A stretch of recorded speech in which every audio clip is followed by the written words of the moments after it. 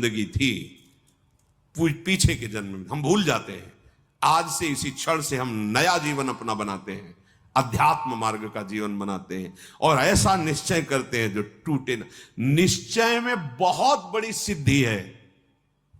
देखो पिंगला जी का जैसे बताया, तैसे भागवत में एकादश स्कंद में तितिक्ष ब्राह्मण का देखो, गृहस्थी में रहते थे, लड़के बच्चे थे, खूब धन कमाया और बड़े ही कंजूस स्वभाव के थे, न परिवार को भोगने देते थे न स्वयं भोगते थे। अब कुछ ऐसी विपरीत परिस्थिति आई, सब दिन होत न एक समान, राजदंड उन पे लागू हुआ तो काफी अर्थ तो टैक्स में चला गया। फिर परिवार के जनों ने देखा कि ये तो कंजूस है, 1 रुपया भी नहीं देगा, वो लोग इधर उधर से हाथ मार के फिर आग लग गई। अब परिवार वालों ने उसका त्याग कर दिया, केवल अकेला, कोई उससे प्यार नहीं करता, अर्थ उसके हाथ से चला गया सब। अब विचार किया कि मेरा पूरा जीवन निकल गया, उत्तम वर्ण में जन्म हुआ था, वृद्धावस्था आ गई, अब क्या होगा, क्या होगा। जिनको मैंने पाला पोषा, जो बड़ी मेहनत से धन कमाए, तो सब नष्ट हो गया, परिवार वाले कोई देखते ही नहीं।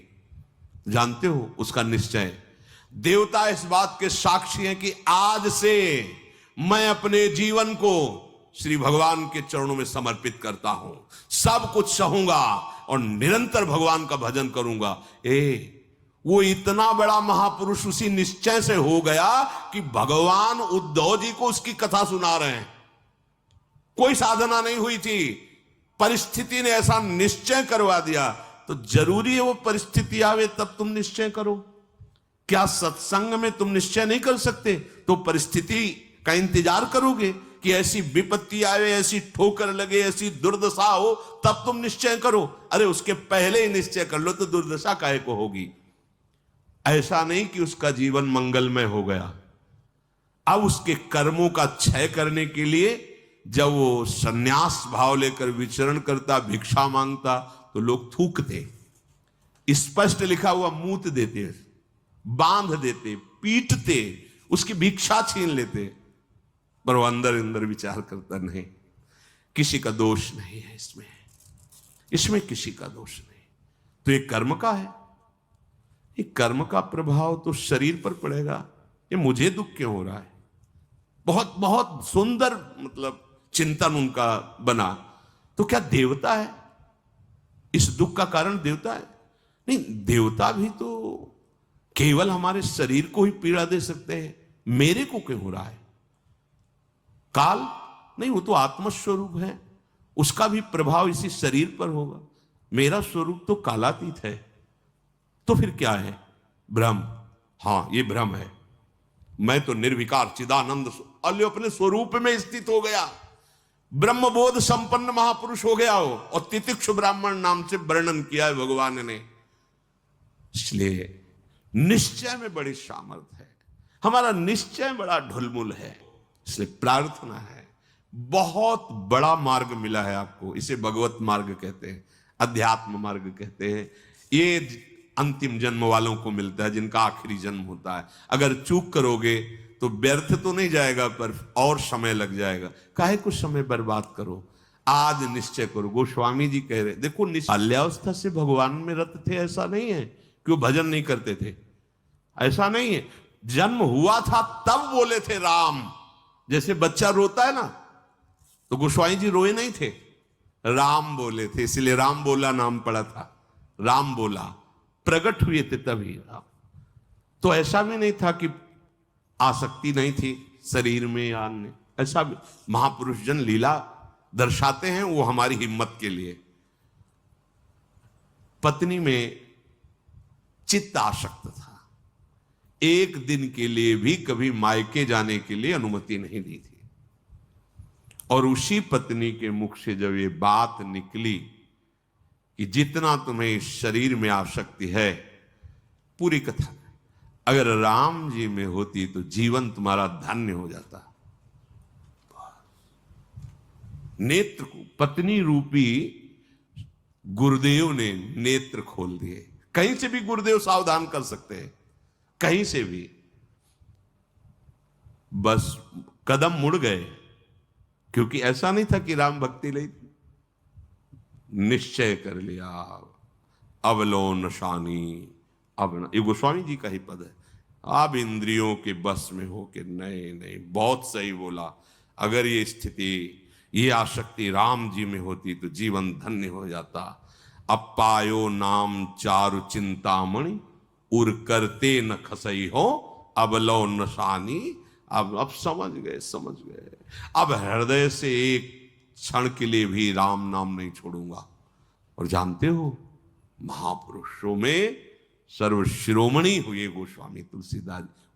ये तो अवतार लीला महापुरुषों की है, ये हमारे लिए बताया है आचरण करके कि भगवान नाम में इतनी सामर्थ्य है कि ऐसे आसक्त वृत्ति को भी कैसे निरासक्त कर देते हैं।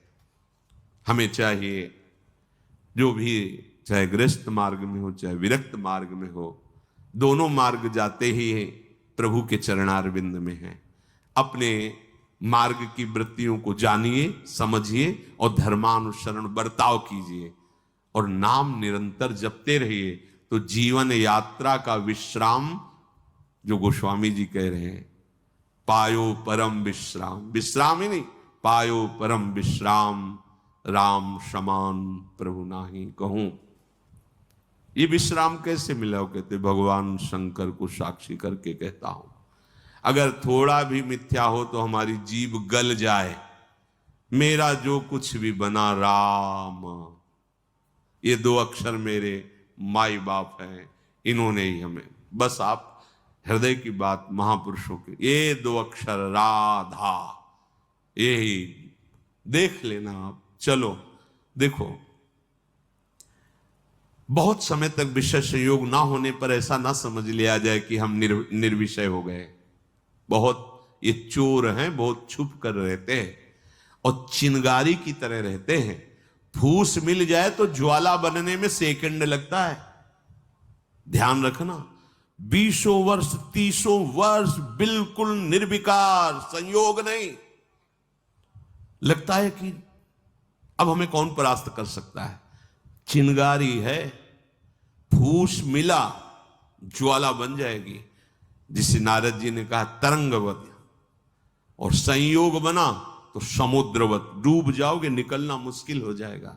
जब तक भगवत साक्षात्कार ना हो जाए, जब तक आपको अपने शरीर का अहम स्मरण करता भोक्ता भाव है, तो ईमानदारी से सावधानी पूर्वक अपने धर्म का पालन करते हुए प्रिया प्रीतम का निरंतर स्मरण, यही हमारे जीवन का परम लक्ष्य होगा। इसी से हमें परमानंद की प्राप्ति होगी। जिस समय हम ये सोचते हैं कि अब हमें कोई भी धर्म विरुद्ध आचरण में, एक आनंद की वृत्ति आती है, देखना और जिस समय हम सोचते हैं गलत ढंग से विषय सेवन, उसी समय जलन पैदा हो जाती। जिसके सोचने में जलन पैदा होगी, उसका परिणाम क्या होगा? क्या होगा? आप विचार करो। जिसके सोचने में हमारे जलन हो रही, तो उसका परिणाम तो ज्वाला होगा। धर्म से चलो। चक्रवर्ती सम्राट महाराज अम्बरीश जी चक्रवर्ती सम्राट होते हुए भक्तों के शिरोमणि हुए। आप क्या भगवत आनंद प्राप्त नहीं कर सकते गृहस्थ में रहकर? ये उद्दंड लोगों की बातें नहीं सुननी चाहिए। जैसे आप, अरे ये तो बाबा जियों के लिए है, सन्यासियों के लिए, हमारे लिए थोड़ी नहीं। भाई, मनुष्य जन्म सबको भगवत प्राप्ति के लिए, भगवदानंद में। देखो, आपके अच्छे आचरण हो, आप जितेंद्री हो, आप नाम जप कर रहे हो,